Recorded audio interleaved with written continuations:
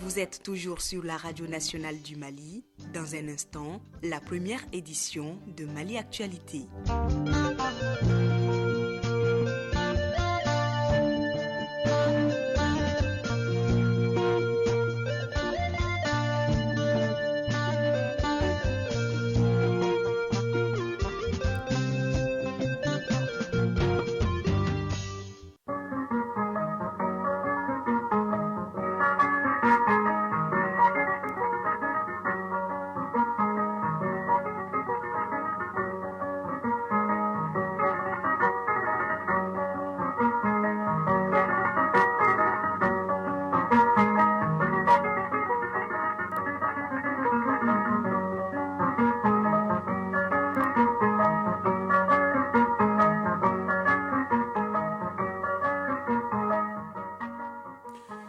Vous écoutez la radio nationale du Mali, les 7h ici à Bamako, la même heure au gouvernorat de Kidal, à quelques 1000 km de Bamako.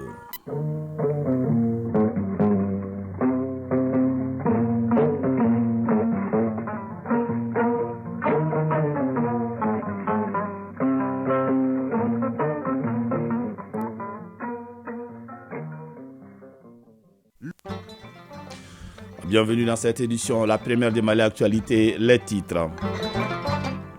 Au Mali, sur le plan économique et financier, le niveau des indicateurs est bon malgré des chocs enregistrés sur le plan international et au sein de l'UEMOA. L'année prochaine, le 3e bureau auxiliaire de la BCEAO s'ouvre à Kaya. Des annonces faites par le gouverneur de la BCEAO, Jean-Claude Cassibrou, en visite à Bamako, a été reçu hier par le président de la transition. La population de Kidal a accueilli hier dans la joie le nouveau gouverneur. El Hadji Gamou et l'ensemble de son cabinet, les responsables des services techniques s'activent désormais pour mener des actions de développement dans la région. Dans la page sport avec Abdul Karim Kaba, la Coupe du monde des clubs, les quarts de finale démarrent demain et vendredi à Jeddah en Arabie Saoudite. L'actualité des sports, c'est aussi la 9e journée du championnat national de Ligue 1 qui donne son coup d'envoi ce samedi avec 5 matchs au programme.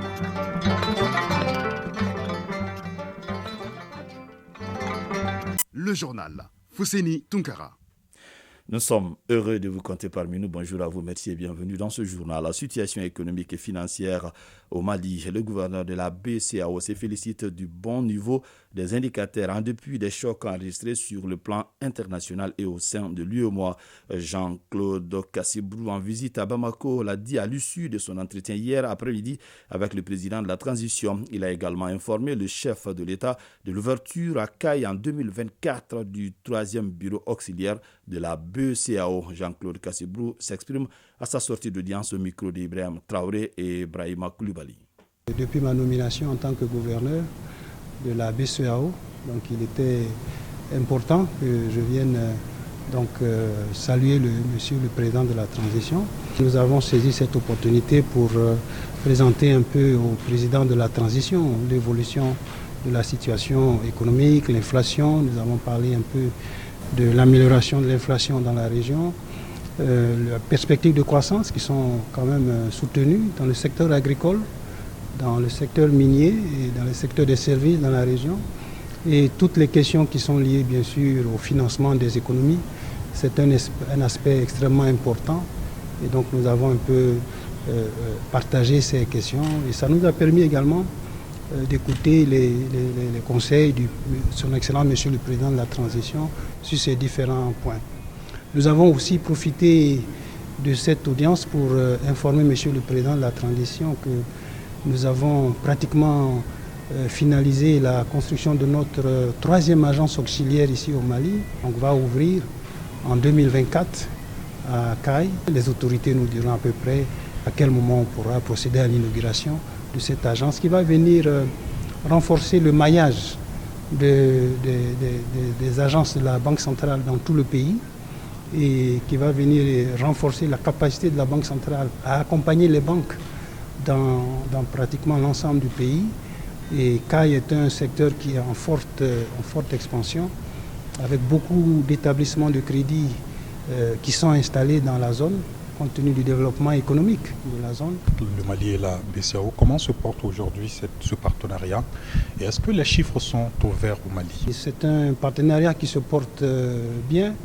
Je crois que le pays, comme tous les autres pays de l'Union monétaire ouest-africaine, a subi les chocs de la Covid, les chocs liés à la hausse des cours des produits pétroliers, des produits alimentaires, la hausse des taux d'intérêt internationaux. Nous travaillons pour justement faire en sorte que tous ces aspects soient gérés pour que la croissance économique, le développement des pays ne soit pas entravé. Donc les indicateurs sont bons, la croissance est positive. D'après les informations qui nous ont été communiquées, on attend une très bonne production au niveau de la campagne de coton.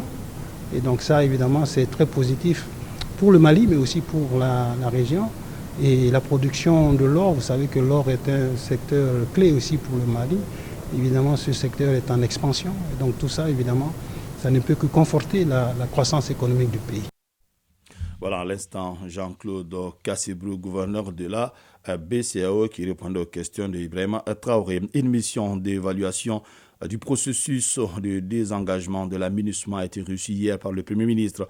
Le secrétaire général adjoint des Nations Unies chargé de l'appui opérationnel a fait le point du déroulement du processus de retrait. Le Premier ministre a rassuré ses interlocuteurs de la disponibilité des autorités de la transition. Aloussine Touré et Aliou Touré de la presse et de la primature pour le compte-rendu. Dans quelques jours, le personnel des Nations Unies va complètement se désengager de notre pays. La plupart des emprises ont été rétrocédées au gouvernement. Les dernières le seront avant le 31 décembre.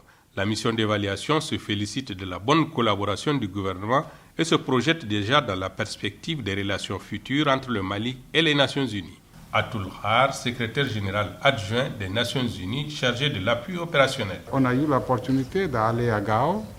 Et pratiquement 60% des camps de Gao a été remis avec le transfert aux mains des dirigeants maliens. Nous n'avons que les 3 bases, des bases de liquidation. Le 29 décembre, on va transférer une partie de nos camps de Bamako qui s'appelle le camp de Sénou. Le camp de Sénou avait la capacité de 623 personnes. Maintenant, il n'y a que 203 qui restent et on va les dégager avant le 29 décembre de cette année. Le Premier ministre a donné le gage de la disponibilité du gouvernement à mettre tout en œuvre pour un bon parachèvement de la mission, tout en accueillant favorablement l'annonce des futures relations entre le Mali et le système des Nations Unies. Dr Shogel Kokala Maïga, Premier ministre. Maintenant qu'on est revenu à la bonne solution, je crois que nos équipes et celles de la MINUSMA ont travaillé en bonne intelligence globalement. Il y a eu quelquefois des incompréhensions. Globalement, les choses se passent comme nous avons souhaité, comme les Maliens l'ont souhaité. Je crois que c'est le plus important. Et aux uns aux autres que le départ de la MINUSMA ne veut pas dire une bagarre avec l'ONU. La rencontre qui s'est déroulée dans une ambiance cordiale s'est achevée par un échange d'amabilité entre les deux personnalités.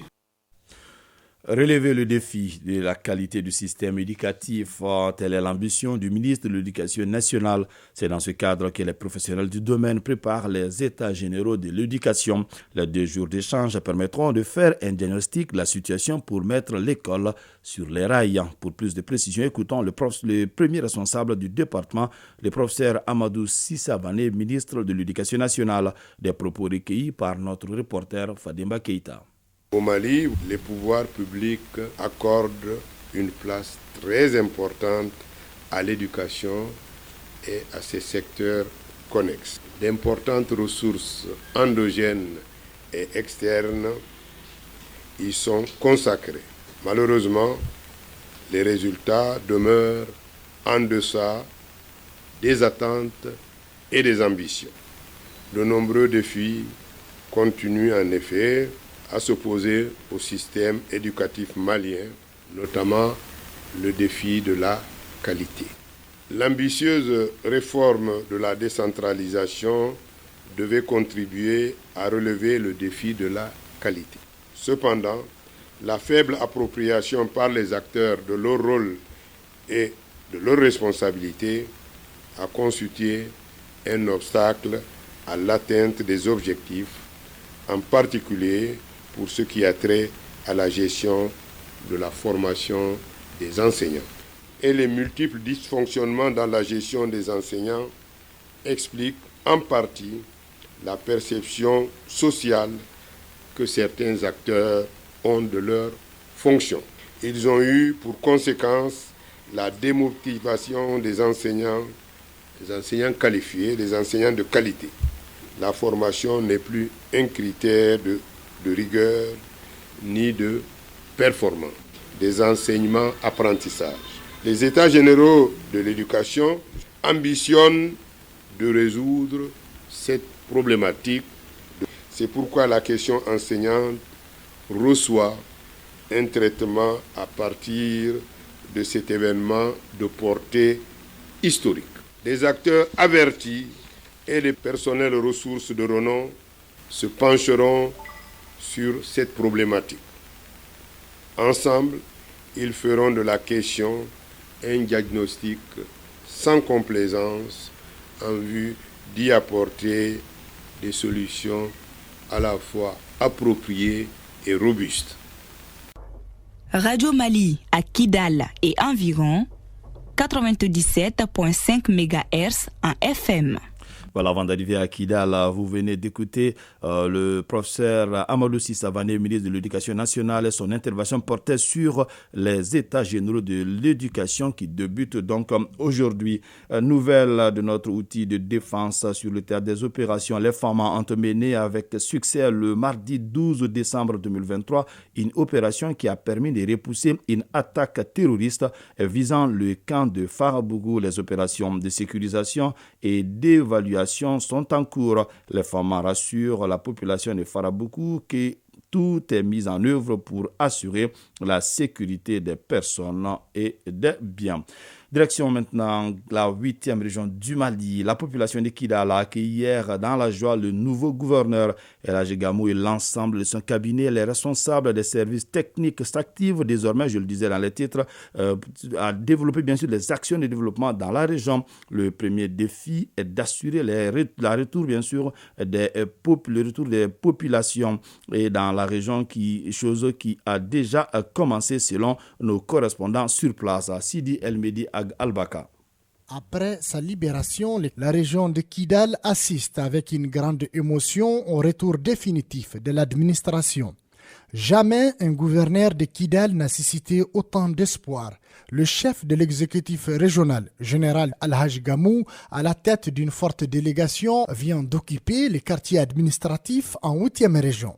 Général El Hadji Gamou, gouverneur de la région de Kidal. Tous les services sociaux de base, tout le monde est là. On s'en appelle à toute la population, bien sûr, qui a quitté la région de Kidal. Des Kidalois qui veulent revenir chez eux, sans problème, vraiment, pour faire face à relever les défis qui est le développement. Ce retour de l'administration est une forte volonté politique inscrite dans la feuille de route de la transition. Les forces armées de sécurité sont déjà déployées dans la région de Kidal. Et pour vraiment la sécurisation des populations et leurs biens, l'autorité de l'État doit être respectée par tout le monde. L'administration régionale, pour une première fois, n'a pas attendu la réhabilitation et l'équipement des services de l'État pour s'installer. Ce geste n'a pas échappé aux Kidalois. Asikadei Agouer Zaran, chef de village de Kidal. C'est un message fort, ça veut dire vraiment que l'administration a la ferme volonté, n'est-ce pas, d'être auprès des populations. Et c'est le souhait le plus ardent des populations de la région de Kidal. Arbakan Ag Abzayek, maire de la commune urbaine de Kidal. C'est une volonté vraiment de faire redémarrer la région avec les moyens des bords. Le gouverneur va constater ce qu'il y a et puis il va s'adapter à la situation qui se trouve et faire redémarrer la région. Nous sommes contents pour l'arrivée du gouverneur. Nous laissons la bienvenue dans la région de Kidal. Pour rappel, les bâtiments ont été pillés ou saccagés. Il ne reste plus rien que des bureaux vandalisés. Certes, cela représente un grand défi, mais le nouveau chef de l'exécutif régional incarne un immense espoir espoir d'une ville réconciliée dans un Mali uni et prospère. Kidal, Sidi El Media Galbaka pour l'ORTM. 7h passées de 14 minutes. Actualité hors de nos frontières. À quelques 2 semaines de la clôture des candidatures à la présidentielle du 25 février prochain au Sénégal, l'opposant Ousmane Sonko, englué dans des procédures judiciaires pour la validation de sa candidature, n'est pas encore définitivement fixé sur son sort. Un rappel suite à sa condamnation en juin dernier à 2 ans de prison ferme pour corruption de la jeunesse dans l'affaire qui l'opposait à une employée d'un salon de massage à Dakar qui l'accusait de viol. Les leaders du PASTEF, patriote africain du Sénégal pour le travail, l'éthique et la fraternité, qui avait été placé sous mandat de dépôt, avait été radié des listes électorales. Mais les recours en annulation de cette radiation introduit par ses avocats avaient trouvé une oreille attentive auprès du tribunal d'instance de Ziguinchor qui avait ordonné en octobre dernier sa réintégration dans les listes électorales. En Guinée-Bissau, un groupe de militants dont les députés de la coalition Petiraranga ont été dispersés à coups de grenades lacrymogènes par les forces de l'ordre devant le Parlement. C'était hier, mercredi 13 décembre. Les députés ont répondu à l'appel du président de l'Assemblée nationale, également leader de la coalition, qui a décidé de poursuivre les sessions malgré la dissolution de l'Assemblée décidée par un décret présidentiel. Pour terminer cette page internationale, déterminée à mener jusqu'au bout sa guerre contre le Hamas, Israël a multiplié donc ce jeudi 14 décembre les raids aériens dans la bande de Gaza où la population survit dans des conditions de plus en plus désastreuses. Les États-Unis dépêchent à Jérusalem son conseiller à la sécurité nationale.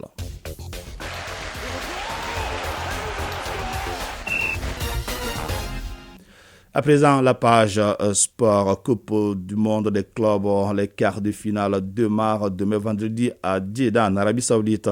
Football toujours, Ligue des champions d'Europe. On connaît bien sûr déjà les qualifiés pour les 8e de finale. Sur le plan national, la 9e journée du championnat national de Ligue 1 donne son coup d'envoi ce samedi avec 5 matchs au programme. Le développement de la Passeport, c'est avec Abdul Karim Kaba. Championnat national de Ligue 1, la 9e journée donne son coup d'envoi samedi avec 5 matchs au programme. Sur le terrain de l'ASB, Afrique Football Elite a fait jouera contre ATS de Koro. À Sotiba, sur le terrain du Stade Malien de Bamako, l'ASCO affrontera l'AS Bougouba. À Torokorobougou, sur le terrain de Djoliba AC, l'AS Black Star de Badelabougou sera opposé aux 11 créateurs de Nyarela. À Ségou, au stade Amarindao, l'AS Bakaridjan de Baraouli accueillera le Binga FC.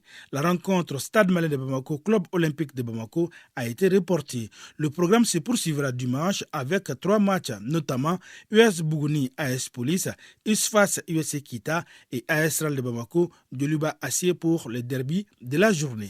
Football toujours, Ligue des champions d'Europe, tous les qualifiés pour les 8e de finale sont connus. Groupe A, Bayern Munich, FC Copenhague. Groupe B, Arsenal, PSV Eindhoven. Dans le groupe C, le Real Madrid et Naples sont qualifiés. Groupe D sont qualifiés également Real Sociedad de notre compatriote Amari Traoré et Inter Milan. Groupe E, Atlético de Madrid et Lazio de Rome. Dans le groupe F, c'est le Borussia Dortmund et le Paris Saint-Germain qui se qualifient. Groupe G, ça passe pour Manchester City et Red Bull Leipzig. Enfin, dans le groupe H, le FC Barcelone et le FC Porto se qualifient. Le tirage au sort aura lieu lundi. Les matchs allés sont prévus pour les semaines du 13, 14, 20 et 21 février 2024. Coupe du monde des clubs, les quarts de finale prendront fin demain vendredi à Jeddah, en Arabie Saoudite.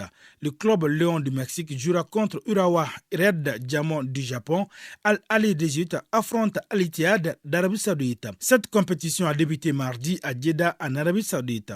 Le continent africain est représenté par Al-Ali d'Égypte, vainqueur de la Ligue des champions africaine 2022-2023. Les demi-finales se joueront lundi prochain.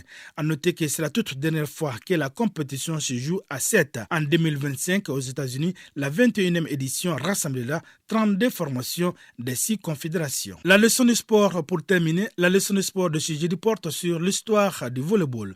Le volleyball est avant tout un sport qui se pratique à plusieurs et qui nécessite de la coordination avec les autres joueurs. C'est donc un sport qui, en plus de ses nombreux bienfaits sur le corps, permet de renforcer l'esprit d'équipe et aide à la socialisation. Voyons comment ce sport a vu le jour. C'est dans la leçon de sport, une réalisation d'Isaac Tchenou. Le volleyball est un sport collectif mettant en jeu 2 équipes de 6 joueurs séparées par un filet qui s'affrontent avec un ballon sur un terrain rectangulaire. Ce sport a une histoire. Emmanuel Kamaté, directeur technique de la Fédération malienne de volleyball, nous en parle. Il a été inventé en 1895 aux États-Unis par un professeur d'éducation physique dans le Massachusetts. Le but, c'était d'occuper les athlètes pendant l'hiver. À l'origine, ça s'appelait mintonette. To min, ça veut dire battre ou bien frapper. Bon, ce n'est qu'une année après, en 1996, que le professeur Alfred Holstitt, c'est un Américain, qui a donné le nom de volleyball. Le volleyball est un sport qui présente de nombreux bienfaits pour le corps et l'esprit. Ce dérivé du basketball et du tennis a été créé pour être accessible à tous. Morgan a recherché un jeu qui est accessible à tous, qui puisse servir de récréation pour ses élèves. Comme c'est issu du tennis et du basket, ça doit être un sport comme un jeu de main. Et pour un peu corriger la posture là, chaque fois la position assise et fatiguait les élèves. Il a préféré un sport debout. De nos jours, le volleyball est devenu un sport assez spectaculaire et plaisant. Emmanuel Kamaté. C'est peu à peu le volley a gagné ses lettres de noblesse et est devenu un sport à la fois technique, physique et spectaculaire. Bon, c'est aux alentours de 1920 que furent officiellement établies les principales règles de jeu. Sinon, pratiqué au départ, c'était deux équipes de 9 joueurs réparties en 3 lignes, de 3 sur des surfaces non délimitées. Souleymane Dougouré a été l'un des pionniers du volleyball au Mali. La Fédération malienne de volleyball a été mise en place en 1964 sous la tutelle du basketball.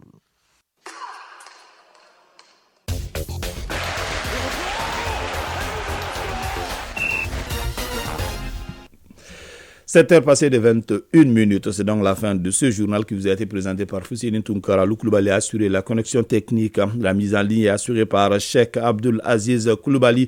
Une édition coordonnée et réalisée par Ousmane Dao. Prenez bien soin de vous, que le bon Dieu nous protège.